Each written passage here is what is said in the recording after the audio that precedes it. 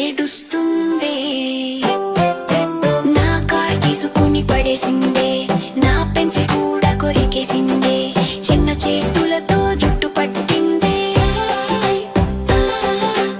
అందరూ మాత్రం cute baby